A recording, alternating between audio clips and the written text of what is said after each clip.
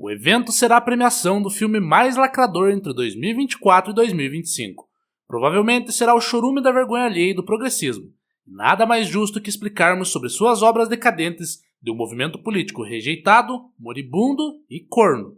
Este é o Visão Libertária, sua fonte de informações descentralizadas e distribuídas. Ajude a propagar as ideias de liberdade. Deixe o seu like e compartilhe com seus amigos. Um artigo seu pode virar vídeo aqui também, sabia? Este artigo foi escrito por O Salsichão do Amor, revisado e narrado por Gordinho Caipira. O movimento woke é um evento cultural rejeitado, moribundo e corno. Rejeitado porque quem lacra não lucra. Moribundo por causa dos estúdios fechados, filmes flopados e games estagnados. E corno porque dependem do amor de um público que não joga e nem paga cinema. Mas antes de falar do Oscar, vamos aos filmes que mais fracassaram. Coringa, Delírio 2. Um filme sobre o Coringa que é um drama de tribunal com músicas e danças. A única solução do filme é que descabelaram o fiofó do palhaço. Melhor ideia para acabar com o crime em Gotham. Imagina os manos no morro com tatuagem de Coringa assistindo o filme. Lacrou. O sonho da esquerda é acabar com o crime na base da delícia.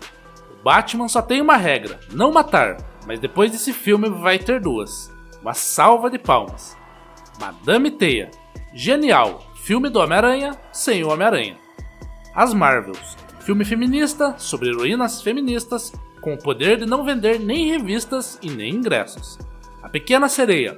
O longa animado de 1987 foi o filme responsável pela Disney voltar a fazer grandes filmes. A nova princesa Ariel é uma atriz morena, bonita, que sabe cantar e atuar. Mas assim como Ariel, no desenho original, a voz de bilhões de fãs foram caladas em nome da política e da lacração. Uma descarga de palmas para esse filme. Todos esses filmes tiveram a exata mesma agenda política, a lacração progressista e socialista. Foram agendas impostas a artistas que bateram no peito, afirmando lutar por causas nobres, exatamente como os palhaços que cantaram a música do Salve Amazônia antes da Marina Silva deixar queimar tudo. O segundo maior fracasso é Branca de Neve. A nova versão já começa onde a Mulher Maravilha pergunta ao espelho sobre quem é a mais linda.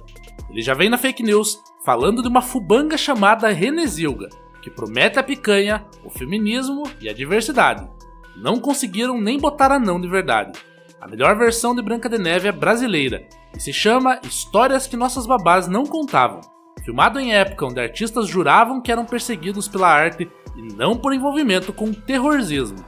Clara das Neves era gostosa e a Rainha Má exigiu a presença do Costinha, o caçador de viadinhos. Ele tinha a ordem de levar a Clara das Neves para comer na floresta e depois matá-la, mas ele a poupou. Clara das Neves então encontrou com uns anõezinhos de verdade. Tinha o anão que espirrava, o barbudo, o anão da pai e até o anãozinho bicha, com final feliz.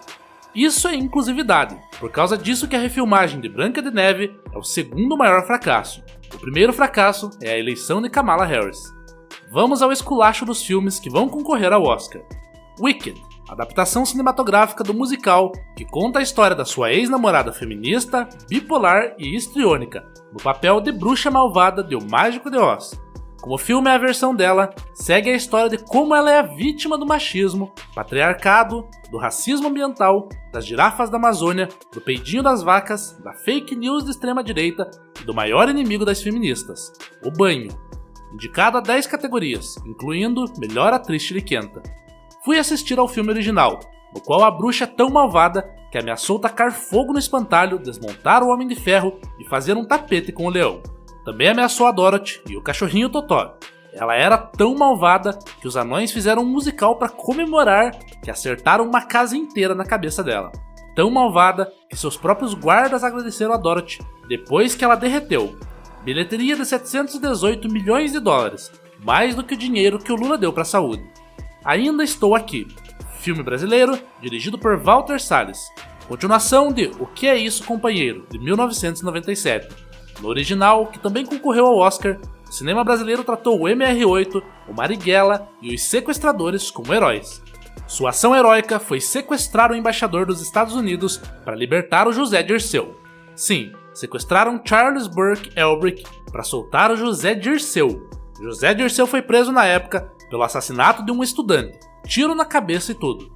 conta a história do jornalista que pode ou não ter tido envolvimento com os atentados, com Marighella e com o sequestro do embaixador dos Estados Unidos. Sinto que o diretor Walter Salles jamais contaria essa história se o cara fosse inocente. O novo filme é a história da Fernanda Torres reclamando da ditadura que prendeu o José Dirceu, ao mesmo tempo em que ela ignora a ditadura de hoje, com o STF censurando redes sociais, perseguindo jornalistas e prendendo idosas com a Bíblia embaixo do braço. Indicado a 3 Oscars. Absurdo, José Dirceu foi preso 5 vezes só por corrupção, podia tentar roubar mais 2. Bilheteria de 5,3 milhões de reais, mais dinheiro do que o Lula deu para ajudar o Rio Grande do Sul. Antes de falar do melhor filme do ano, vamos aos que ficaram de fora. Deadpool e Wolverine, de 2024. Machos peludos com abdômenes de tanquinho devem salvar o multiverso da Marvel, depois de diversos filmes horríveis e do seriado da She-Hulk. É um filme de ação e comédia, que realmente se preocupou em homenagear os personagens e agradar aos fãs. Para se ter ideia, Thor, Amor e Trovão também era para ser comédia e ação, com trilha de Guns N' Roses. Histórias de guerreiros deuses que deveriam atravessar o universo para salvar crianças. O que deu errado é que eles não acreditavam nessa história de salvar crianças. Doutor Estranho no Multiverso da Lacração provou que a lacração nunca foi sobre respeito às mulheres. A Capitã Feminazi foi a heroína mais poderosa a virar bichinho de matar com pedra. A Capitã Carter morreu com o próprio escudo. Lembrando que temos vídeo aqui, Deadpool e Wolverine, a vitória da masculinidade tóxica. Link na descrição. Bilheteria de 1,3 bilhão de trompetas. Ficou de fora do Oscar. Divertidamente 2. Filme esnobado pelo Oscar por cometer a blasfêmia de respeitar seu público infantil. Bilheteria de 1,7 bilhão de trompetas. Ficou de fora do Oscar. Moana 2. Não assisti, mas vou falar de coração sobre o primeiro filme. Moana, o Mar de Aventuras, é um ótimo filme que carrega profundos valores fora da lacração, provando que o verdadeiro respeito para as mulheres está fora do feminismo. O primeiro filme mostra a princesa Moana, primeira princesa da Disney, que recebe educação sobre como liderar. Mais tarde, aprendendo que seu povo era desbravador, Moana parte em uma aventura para impedir um grande mal. Sua jornada é sobre restaurar elementos chaves de sua cultura. Moana não se torna uma heroína Mary Sue. Ela restaura o herói Maui na sua missão de vida de ser um herói inspirador. Ela o restaura ao seu povo como desbravador dos mares. E ela não derrota o grande monstro malvado. Ela entende que o monstro é sua própria deusa, que se tornou uma força do mal por estar sem coração. E então, Moana restaura o coração da deusa. Uma continuação dessa história, carregando esses valores, já é a promessa de um bom filme. 583 milhões de trompetas, fora do Oscar. The Chosen, Os Escolhidos, simplesmente um novo seriado sobre a vida de Jesus Cristo, que foi visto nos cinemas e teve uma ótima bilheteria. Se mostrar a cruz no Oscar, metade dos lacradores derretem. Sonic 3, ótimo filme, desqualificado do Oscar por falta de diversidade, ignorando que o filme tem mulheres de verdade, Jim Carrey e o fato de que nenhum outro filme no Oscar tem ouriços, raposas ou equidnas interpretadas por Idris Elba. Pobres Criaturas, Oscar lacrador de 2024. Se em O Som da Liberdade tínhamos a história baseada em fatos reais, de Tim Ballard combatendo a petesagem, em Pobres Criaturas, a petesagem era a regra. No filme, um cientista feioso aplica os princípios progressistas de ciência contra seres humanos. Ele encontrou o cadáver morto do defunto falecido de uma jovem gestante e fez a coisa mais humana de acordo com valores socialistas: experimentos. A primeira coisa foi colocar a mente do bebê menino no corpo da mãe. Só normalizou experimentos contra a vontade de mulheres e crianças, de acordo com a ideologia de gênero. Daí aparece o personagem de Mark Ruffalo, imortalizado pelo papel de Hulk, mas também imortalizado pelo melhor papel apoiando Biden e Lula, o papel de trouxa. Em Pobres Criaturas, ele decide levar a jovem numa tour de blonde, como sequestrar uma menor com síndrome de Down. A única característica redentora para Mark Ruffalo é o fato de que será corno, muito corno. Mas então, o filme começa com cenas de petesagem entre Mark Ruffalo e Emma Stone, e é um bebê menino no corpo de uma mulher adulta. Mark Ruffalo nunca será corno o suficiente. Pobres Criaturas normalizou o abuso contra crianças. Existe uma cena onde o personagem vai em uma casa das primas francesas e consegue dinheiro através da petesagem. Exatamente tudo que foi denunciado em O Som da Liberdade, Sonho Molhado de Michel Foucault. Emília Pérez, simplesmente o melhor filme do universo. 3 indicações. incluindo filme, direção e atriz com tico. Melhor do que O Senhor dos Anéis, Ben-Hur e Titanic. No filme, um traficante mega violento representa o lumpen proletariado, a classe dos marginais. Por ser líder do cartel, representa tudo que a esquerda defende no fascismo. O cartel dita as regras, assim como o demônio do Mussolini ditava suas ordens, ou como Alexandre de Moraes dita a justiça no Brasil. Existe a lei do silêncio. Quem critica o cartel pode ser perseguido, igual fascistas como o demônio do Mussolini ou Alexandre de Moraes. Existe o contexto de ditadura, da censura, perseguição, tortura e morte, faltando apenas guerra e genocídio, casos do Hamas e Estado Islâmico. O traficante então tem a brilhante ideia de sequestrar a Gamora, e sua ideia é genial: cortar o mal pela raiz, tipo mudar o sexo do demônio do Hitler ou botar peruca no demônio do Mussolini. Cortar o pinto deles deve ser a solução da humanidade. Gamora decide viajar ao mundo cantando e dançando sobre transformar periquito em periquita. Seus discursos de ideologia de gênero são exatamente o que a militância diz, e isso fez com que a militância criticasse o filme. As trans parecem estar mentindo, por na realidade estarem mentindo. Então, o personagem que é traficante, torturador, agressor de mulheres e representante do fascismo politicamente correto se transforma. Vai simular a própria morte, abandonar a mulher e os filhos. Então surge o Emília Pérez, plágio de Carla Pérez, e o filme agora será pior que Cinderela Baiana.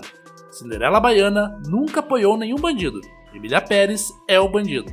Na hora de cantar e dançar, o Emília Pérez precisa usar efeito na voz, indicado ao Oscar de melhor música.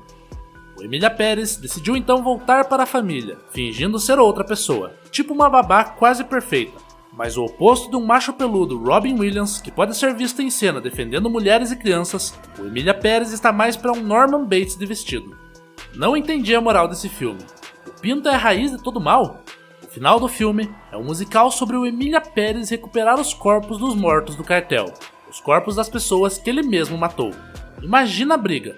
O filme brasileiro sobre o jornalista envolvido com atentado e sequestro para soltar o José Dirceu, mentindo que é contra a ditadura e apoiando a ditadura, Fernanda Torres com sua blackface paga pelo Fantástico contra o Emília Pérez, que é um traficante mentindo ser mulher e recuperando os corpos das pessoas que ele mesmo matou. Fui muito duro com Cinderela Baiana. O final do filme é o suco da lacração. Como o traficante agora é mulher, ele abusa do direito trans de abusar da esposa.